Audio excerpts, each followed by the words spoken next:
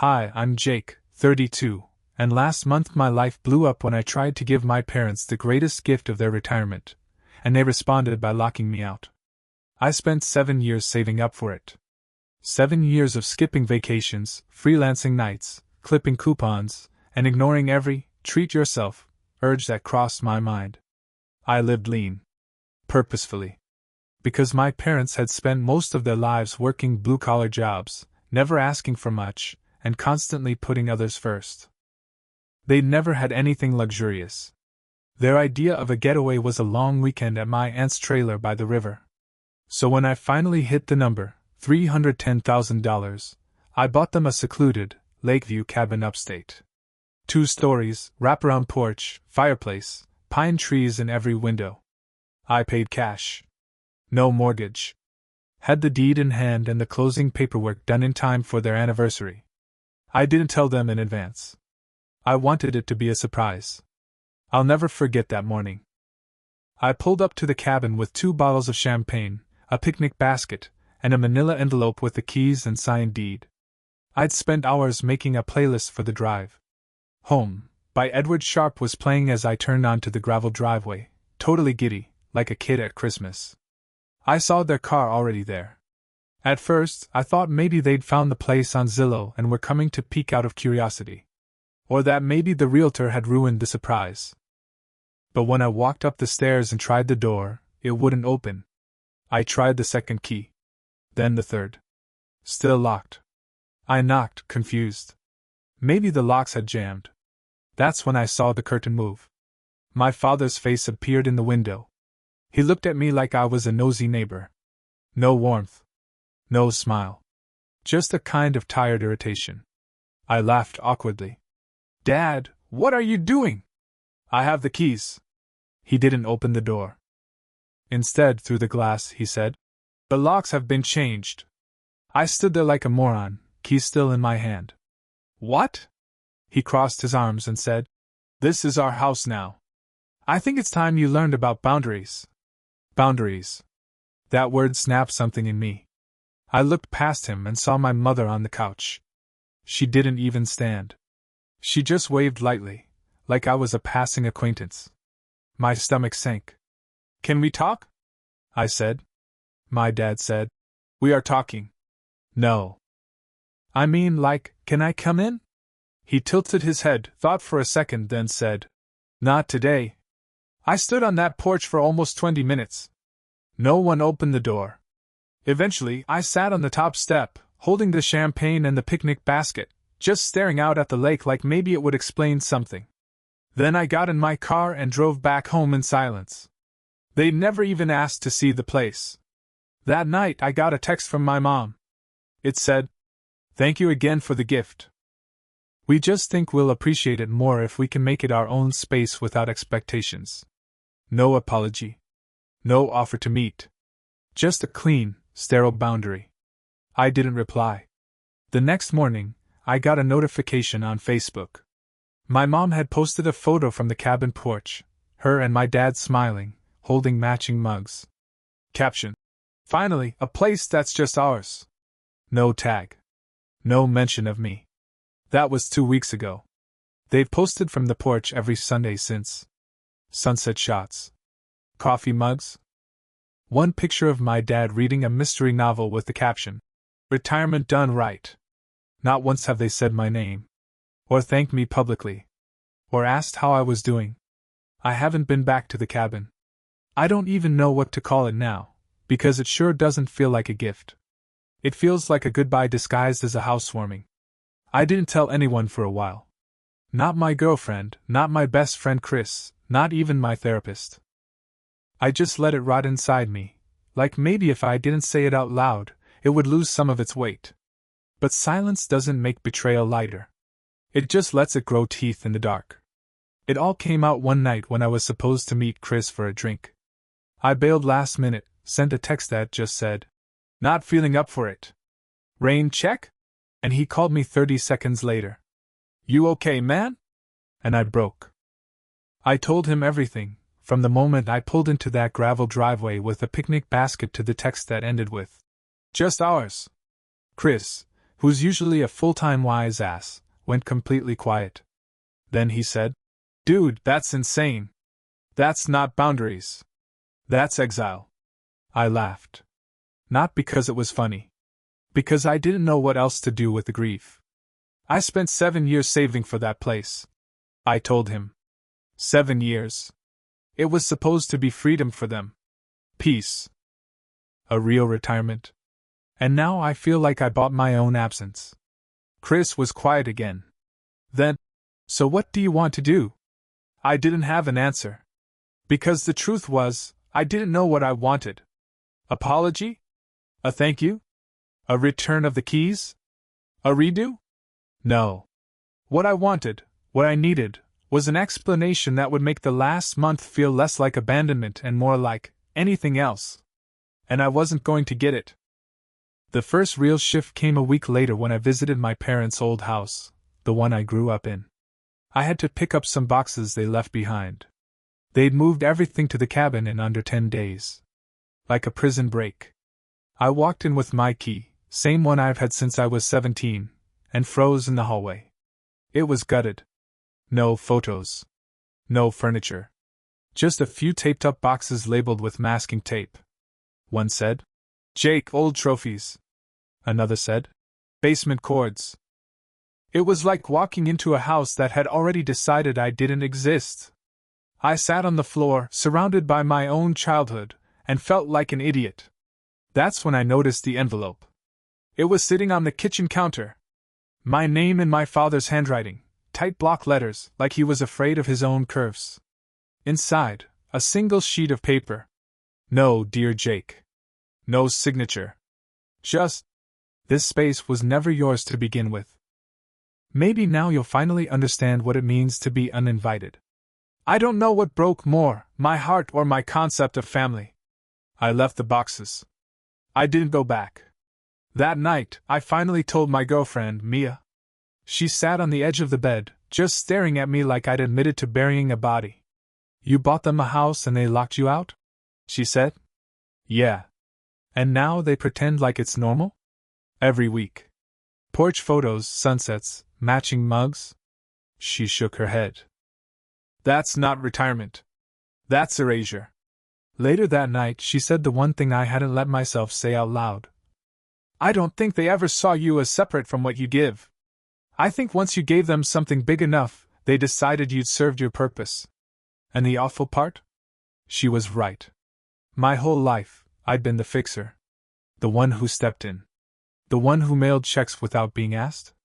Who painted their fence in the middle of a thunderstorm. Who replaced the roof after a hailstorm even though they said insurance had it handled. Spoiler, it didn't. Every gesture of mine was quietly folded into the narrative of, "That's what kids are for." And now that I'd done the biggest gesture of all, I'd been folded out. In the absence of a thank you, they found comfort. In the absence of me, they found peace.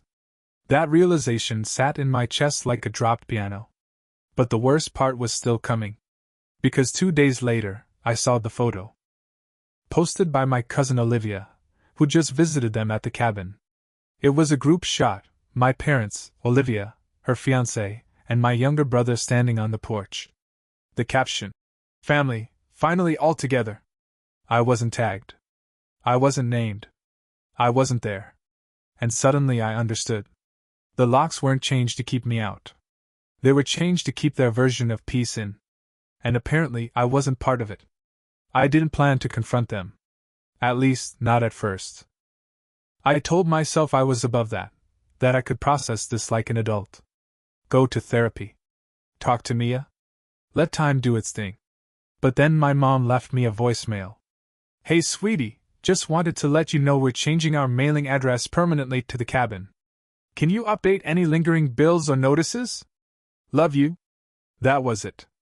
Love you. Like I was still the same son who got invited to dinner, instead of the guy they'd quietly evicted from their lives. I stared at my phone for a long time. Then I put on a jacket, got in my car, and drove 2.5 hours back to the lake. Not with champagne this time. Not with a picnic basket. Just with a printed copy of the deed and an envelope of receipts, closing costs, transfer taxes, property inspection, even the damn septic tank fee. The sky was overcast. Perfect metaphor. I pulled into the same graveled driveway. Parked behind their car. Walked up the same porch steps where I'd once stood like a gift-bearing idiot. Knocked. Waited. Knocked again. My dad opened the door halfway. He looked tired, like he'd aged 10 years in 30 days. Or maybe I was just seeing him clearly for the first time in my adult life. "What are you doing here, Jake?" I held up the envelope. "We need to talk." He sighed, stepped aside. I walked in. The living room looked cozy. Fireplace going. Porch door cracked. Someone was making tea. My mom came around the corner with a mug in each hand. She froze when she saw me. "Jake, you didn't call." "No," I said. "I figured calling wouldn't get the door unlocked." That landed. She set the mugs down slowly. I placed the envelope on the kitchen counter. "This is everything. The deed. The receipts. The final transfer. I want you to look at it." My dad crossed his arms. "What's the point of this?" "To remind you that this was a gift," I said. "Not a Trojan horse. Not a power play. Just something I saved up for so you could finally rest." My mom looked at me, her voice suddenly too soft. "We never asked for that, honey." "I know," I said. "You never asked for anything. That's what made it so easy to ignore how transactional things had become. You just expected." I waited. No reply. "I didn't do this so you'd owe me. I didn't buy this place so I could control you. I did it because I thought we loved each other." "You think we don't?" my mom said, almost offended. "I think you love the version of me that doesn't take up space," I said. "That pays for things and disappears." They didn't deny it.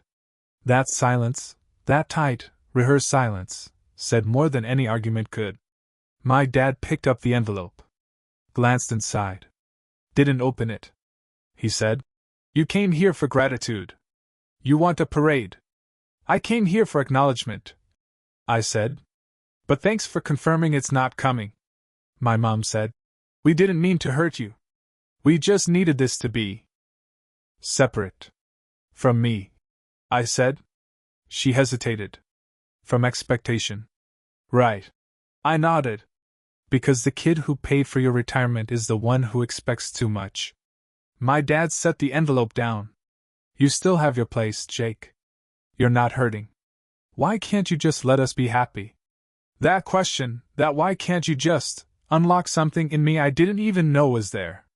"Because I sat in a parking lot for an hour after you locked me out," I said. "Because I cried in my car like a 10-year-old who'd just been left at school. Because I drove home with a picnic basket and 2 bottles of champagne and realized somewhere between mile marker 87 and 143 that I wasn't your son anymore. I was your benefactor." My voice cracked. "I didn't care. You made a choice," I said, stepping back toward the door. "You want this place to be yours? Fine. Then treat it like yours. Pay the taxes. Fix the septic. Winterize the pipes. I'll call the county clerk this week and transfer the deed into your name formally." "You already did that," my dad said, confused. I shook my head. I kept one line off. "The survivorship clause. Right now, I still legally own it. But I won't for long." My mom said, "Jake. No. I'm not going to fight you for a cabin. I'm just done pretending this was love with a lock on it." They didn't follow me to the door. I drove home that night with the same playlist playing. Edward Sharpe again. This time, it felt ironic. That song's chorus hit differently. "Home is wherever I'm with you." Except that's not always true. Sometimes, home is where you're remembered. Sometimes, it's where the locks still work with the keys you gave. The deed transfer went through the following Tuesday. I paid the fees. Removed my name. Added theirs. I didn't tell them. Let them find out through the county records like I'd found out they changed the locks. Chris called me that night. "Hey, you okay?" I was on my balcony, staring at a sky with no stars. Just city haze. "I think I just made it official," I said. You mean the transfer? No. I mean the part where I stopped being the good son. Chris exhaled, like he'd been waiting for me to say it. That badge gets heavy, he said. Good sons get good grades, send money, show up when no one else will. But you know what they don't get? A porch photo? He laughed. Yeah. Or even a damn thank you. We sat in silence, our phones holding the weight of years. After we hung up, I opened Instagram. Another porch photo. Same mugs. Same smiles. Caption: grateful for peace. Grateful for family. No tag. That word again, family, like it was a club I'd never actually belonged to. That night I opened a new document on my laptop. It was a list. Not a revenge list. A memory list. Every time I'd stepped up. The year I canceled my spring break trip to help them replace their water heater. The $3,000 I loaned my brother that never came back. The shingles I replaced during a blizzard because my dad didn't believe in roofers. The 2 cars I co-signed. The landscaping gift card I gave them every year because they said they didn't need anything. I wrote them all down. One by one. Not to weaponize, but to witness. Because sometimes the hardest thing about being cut out is realizing how much of yourself you left inside their house. It wasn't just money. It was hours. It was holidays I skipped to fix their fence. It was dinners I missed to balance their checkbook. It was the part of me that kept thinking, maybe this time, they'll say thank you. They never did. Not once. That Friday, Mia invited me to dinner at her parents' place. I tried to say no. She said, they want to meet the guy who brought potato salad to a housewarming and called it a peace treaty. I'd forgotten I told her that story. I wore a sweater I hadn't worn since college. We pulled up to a house that didn't look like money. It looked like warmth. Inside, laughter. A slightly burned lasagna. A photo wall that included Mia and her high school friends and also her plumber. No kidding. Her dad shook my hand like I was the first normal person he'd met in a decade. Her mom hugged me before I even took off my shoes. At dinner they asked what I did, where I grew up, if I liked lemon pie. They didn't ask about my family. Didn't ask if I was close to my parents. Didn't pretend politeness was love. After dinner, her mom handed me a Tupperware of lasagna like I was already part of the leftover rotation. It broke me a little. On the drive home, Mia reached over and squeezed my knee. You okay? I nodded. Then said, you ever love people so hard you forget to check if they love you back? She was quiet. Then, yeah. That's why I left my ex. I turned toward her. She was looking straight ahead, eyes on the road. And that's also why I never made him lasagna. We laughed. But not the funny kind. Though we survived something kind. That night she stayed over. Not out of obligation. But out of something warmer. The next morning my phone buzzed. A text from my mom. Hope you're doing well. Cabin's getting cold, might be time to winterize. Any tips? No. Hi. No. How are you? No mention of the transfer. Just, maintenance. I stared at it. Then typed, call a plumber. And hit send. 2 weeks passed after that last text. No follow-up. No apology. Just digital silence from 2 people who used to call me, our Jake, and now couldn't even be bothered to pretend. Mia said, you know, I think they expected you to keep orbiting them no matter what. I nodded. They forgot I had gravity, too. What I didn't tell her was that I'd been getting mail addressed to them. Bills, HOE notices, tax assessments still arriving at my apartment because they hadn't bothered to update everything. I boxed them up. Labeled it. Forward if you feel like it. I never sent it. Instead, I started building a life that wasn't about proving my worth. I took a woodworking class. Made a crooked but proud bookshelf for Mia, who cried when she saw it and said, this is the most unstable, beautiful thing anyone's ever given me. We went to upstate flea markets. Saw lakes that weren't haunted by echoing silence and unpaid gratitude. Some weekends, I'd catch myself scrolling through my parents' Facebook posts, the only real window left. They looked happy. Or practiced at it. They posed on the porch with guests, with mugs, with sunsets. Like a tourism board for a family I didn't belong to anymore. Then one Sunday, a message came. From my brother. We hadn't talked in nearly 8 months. Hey. Mom said you're not speaking to them. Not my business. Just wanted to say I finally visited the cabin. It's weird without you. I stared at it for a long time. Typed and deleted 3 responses. Finally landed on. Weird is one word for it. He replied. They never told anyone you bought it. Ah. There it was. Not just the exclusion. The erasure. Did they say how they got it? I typed. A minute passed. Then, they said it was a retirement investment. Left it vague. A retirement investment. I laughed out loud. An entire house gifted in silence, now relabeled a wise purchase made by people who've spent their lives avoiding eye contact with budgets. I didn't reply. But that night I wrote a letter. Not to send. Just to write. Dear Mom and Dad. You didn't break my heart when you changed the locks. You broke it when you made me feel like a stranger in the home I gave you. I didn't buy the cabin for control. I bought it because I believed in something bigger than myself. The idea that family means making each other's lives easier, fuller, warmer. What I didn't realize is that you were fine with warmth, as long as it didn't come with reflection. I have nothing left to prove to you. You've already decided that love has a price and I've apparently overpaid. So here's my final act of generosity. I'm not coming back. Not to the porch. Not to the photos. Not to the version of family, where silence is polite and gratitude is optional. You don't owe me money. You owe me nothing. But I owed myself the freedom of this letter. Enjoy the house. It's fully yours now, just like you wanted. Love, or something close to it. Jake. I printed the letter. Slipped it into an envelope. Tucked it into a drawer with the closing documents, now just paper ghosts of who I used to be. That weekend, Mia and I went hiking. A real, get dirt under your nails hike. We reached the overlook at sunset, and she asked if I was thinking about them. Not really, I said. And it was true. I'd spent months learning how to live without the constant ache of being unseen. Of being useful instead of loved. That ache had dulled. Not disappeared. But dulled. Like any scar, still there, but no longer bleeding. A month later, I got a card in the mail. No return address. Inside, a photo. My parents on the porch again.